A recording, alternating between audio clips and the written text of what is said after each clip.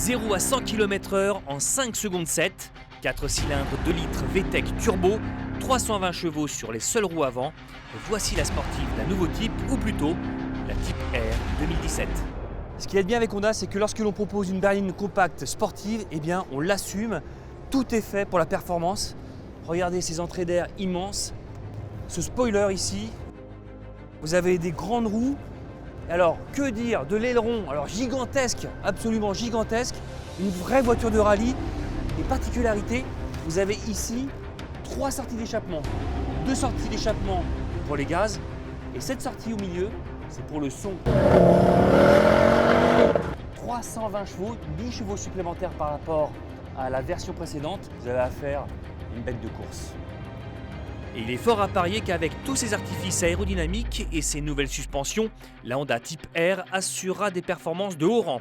Elle sera d'ailleurs prochainement sur la célèbre et exigeante piste de la Nordschleife au Nürburgring pour tenter de battre le record de la berline traction la plus rapide du monde, détenue par la Golf GTI Club Sport S.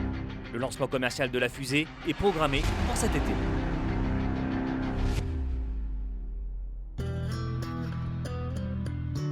Voici la définition du haut de gamme selon Volkswagen. Une berline 5 portes à l'allure de coupé de 4,86 m de long pour seulement 1,43 m de haut. Tirée à 4 épingles, Arteon, c'est son nom, en impose dès le premier regard pour succéder à la Passat CC. Avec son positionnement et cette nouvelle face avant encore plus chic, Arteon annonce l'avenir stylistique de la marque allemande. Disponible à partir du mois de juin, Arteon proposera 6 motorisations, que des 4 cylindres, essence et diesel, de 150 à 280 chevaux.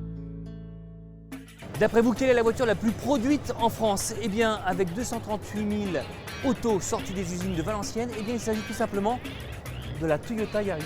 Et oui, la plus française des japonaises. Cocorico. Autre chiffre étonnant, une Yaris sur 2 vendue en France est dotée du moteur hybride. Cette Yaris 2017 se distingue par le fait qu'elle subit son 2e restylage, ce qui est relativement rare, mais pour le coup, celui-ci est important. La face avant et les phares évoluent de manière significative, les feux s'étirent généreusement jusqu'au haillon de la citadine.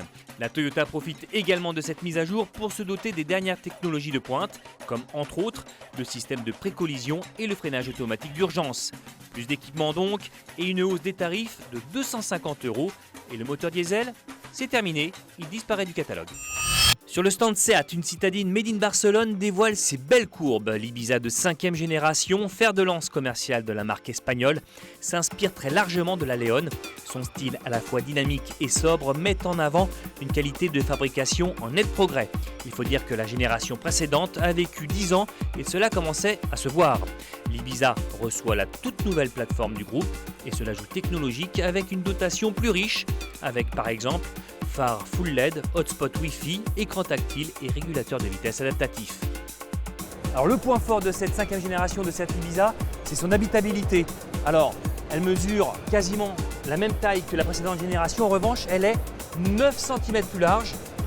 Conséquence, le coffre, lui, a une capacité de 355 litres, le plus grand de sa catégorie.